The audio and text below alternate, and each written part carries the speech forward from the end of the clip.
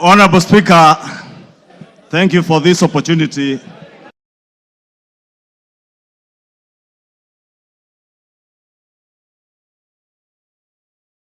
Honorable Ecomas Mutuse, the member for Kibwezi West, approached me with the impeachment motion.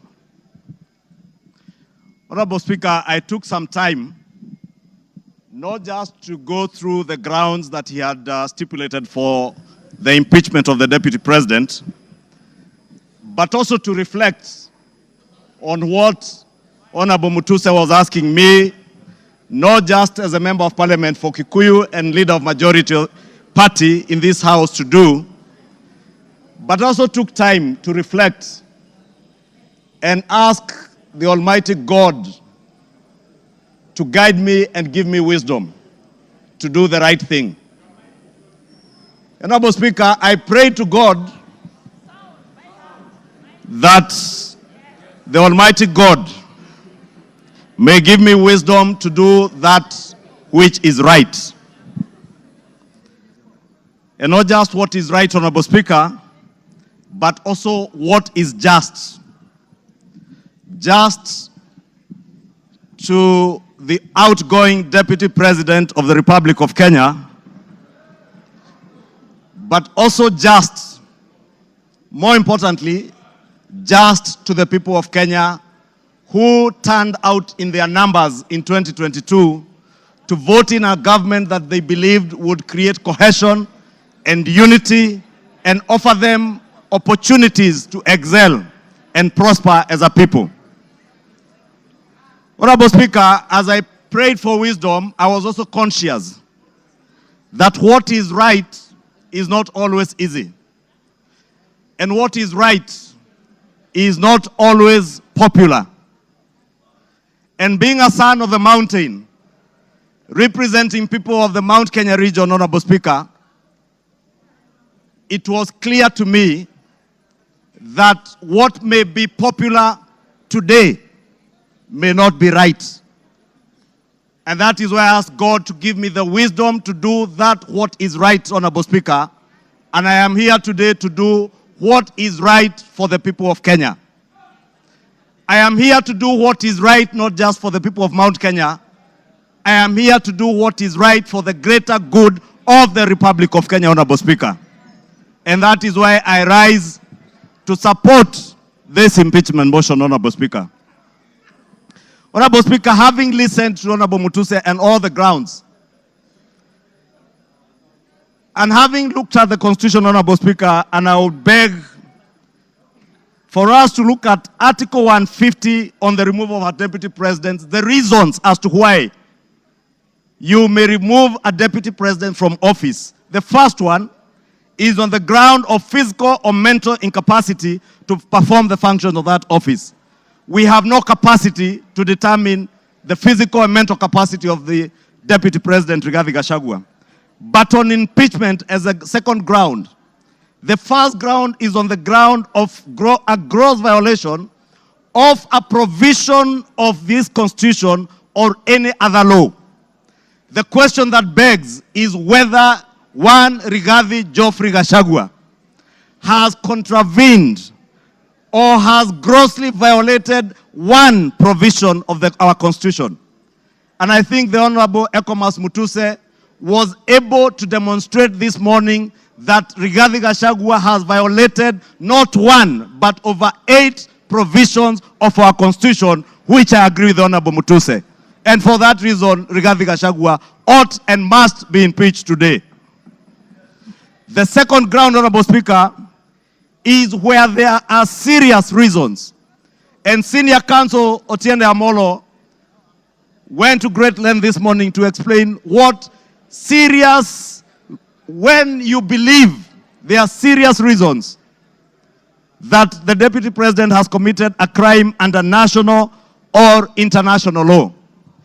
Honorable Speaker, behind the veneer of humility that you have seen here this evening, behind the veneer of humility that Kenyans saw on national TVs on Sunday, pretending to apologize, is a dark face of violence is a dark face, Honorable Speaker, that is a great danger to our nationhood, a great danger to the unity of our republic, Honorable Speaker, a danger to the cohesive existence of our nation as we see it today, Honorable Speaker.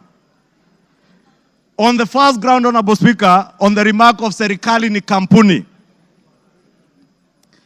it pains me, Honorable Speaker, as I say, not just as leader of majority, but as a member of parliament of Kikuyu constituency, and also as a son of the mountain, where I come from. That, Honorable Speaker, today, the community I come from is being depicted as a community that is entitled and privileged. We are a community, Honorable Speaker, that has love for other Kenyans and other communities in our republic. We are a community that is known for our hard work and resilience, not for entitlement. We are a community that is peace-loving and that believes in the unity of one indivisible nation and Republic of Kenya. Rigathi Gachagua does not believe in an indivisible country. He believes in parochial, selfish, regional and sectarian interests. And for that reason, Honorable Speaker, we ought and we should impeach the Honorable Rigathi Gachagua. Honorable Speaker, we need to ask ourselves as honorable members of parliament, who took an oath of office, Honorable Speaker, and we swore in the name of the Almighty God that we would obey, respect, uphold, protect, and defend this Constitution. And today, Honorable Speaker, what we are being asked to do is to recall those words of the oath of office that we all took either with the Bible or with the Holy Quran in our right hands, Honorable Speaker, that for a man who has grossly violated our Constitution, whether we will stand up today to be counted as protecting and defending this Constitution by sending home one Rigathi Gachagua, Honorable Speaker.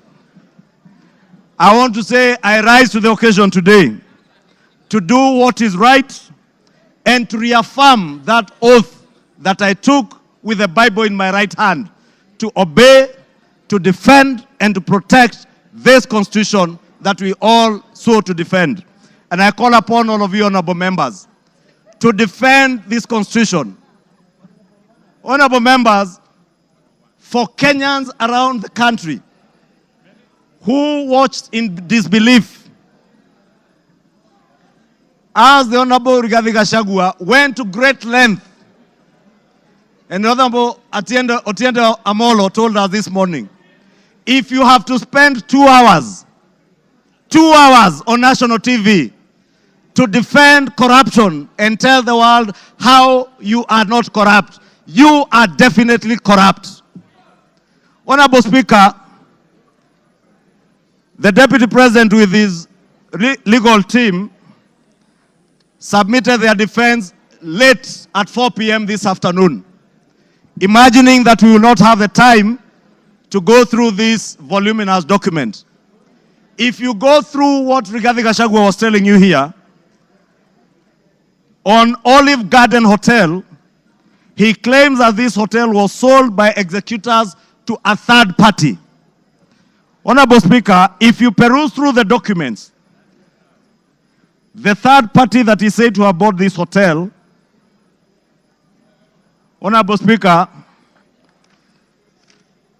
and allow me, Honorable Speaker, first to tell you that the joint executors of the will of the late Governor Nderitu Gachagua were Rigathi Gachagua, Advocate Njoroge Regeru, and one Mr. Mwai, who was said to have been his great friend, Mwai Madhenge. And Honorable Speaker, if you read the report filed in court by the joint will executors, filed on the 27th of June this year, it says in the report that the joint will executors will make decisions independently of the beneficiaries and without influence from any beneficiary. except for one who is both a beneficiary and an executor. The joint will executors does not have the same attributes and mandates as for trustees, where beneficiaries would play a part assisting in decision making. What this is saying, Honorable Speaker, a document filed in court, is that Rigathi Gachagua, as a joint will executor, was also a beneficiary of the estate of his late brother. He was not only a joint will executor, he was also a beneficiary, and he was also a purchaser for value of the estate of his late brother. Olive Gardens is said to have been sold to one gentleman that many of us know, the Honorable Gishimu Githinji, the member for Gishugu, will tell you that the gentleman who is listed here as a purchaser for value for Olive Gardens, one Peterson Jomo Mushira, was a candidate in Gishugu constituency. He is a direct proxy of one Rigathi Geoffrey Gachagua. And Honorable Speaker, I must confess, and I am sorry to my friend Peterson because I know him. I just called him this afternoon when I saw this document. And I asked him whether TM Civil Engineering Limited is his company, and he confirmed to me it is indeed his company. I therefore want to tell you Olive Gardens was purchased through the proxy of Peterson Jomo Mushira with 0 shares and TM Civil Engineering Limited with 6,000 shares. Those who have visited the Annex House, the office of the Deputy President, know this Jomo is a permanent fixture in the office of the Deputy President, and therefore his direct proxy.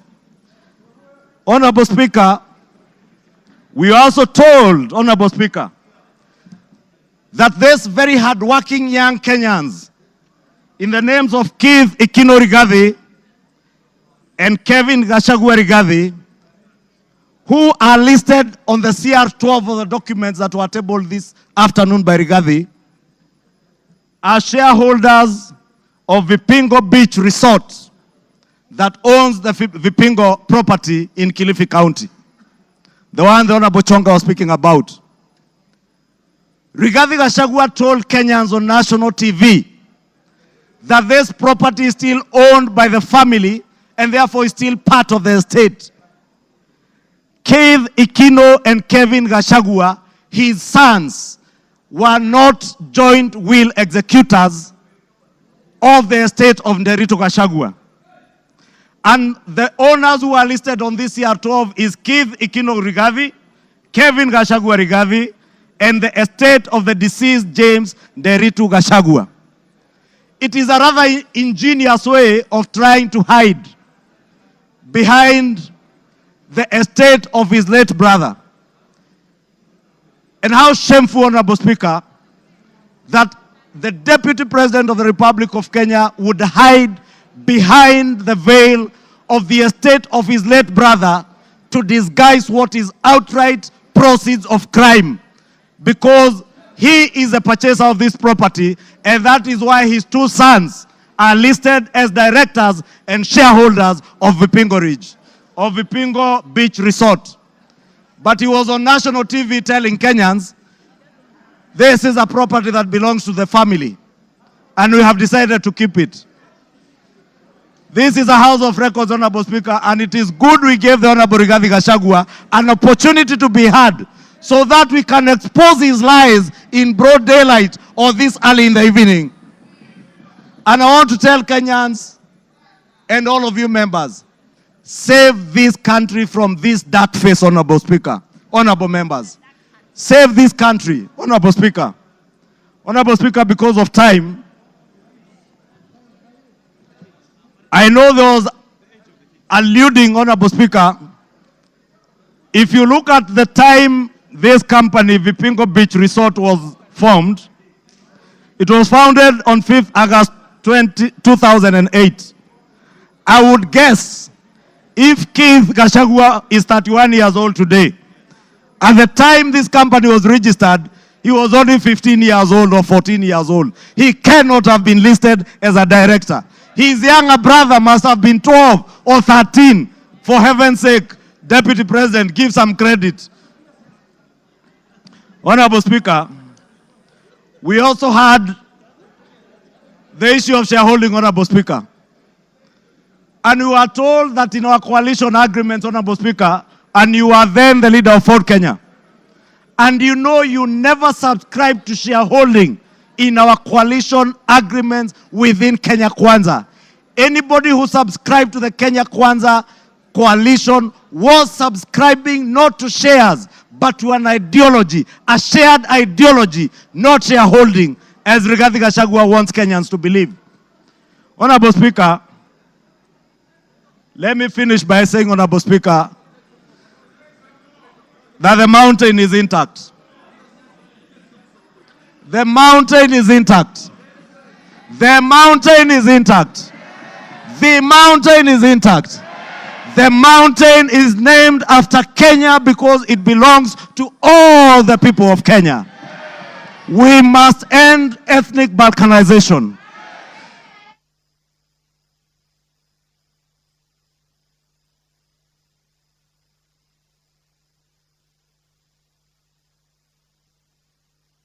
Give him another 2-3 minutes. Honorable Speaker, I was saying to conclude, to end the balkanization of our country into ethnic fiefdoms under the control of warlords, we must send Rigathi Gachagua home today. To end divisive politics in our country, Rigathi must. To end the culture of impunity, conflict of interest, abuse of office, state capture, and corruption in high office, Rigathi must. For accountability, for there to be integrity in the political governance of our country, Rigathi Gachagua must. For leaders in high office to bear policy and political responsibility, Rigathi Gachagua must. For national unity, for the fight against graft to bear fruit, for peace and prosperity of our nation as one indivisible whole, one nation under one flag, one people who love their country, who love peace, who want to see a cohesive and working government serving them. Rigathi must. Rigathi must. I submit, Rigathi must go. Thank you.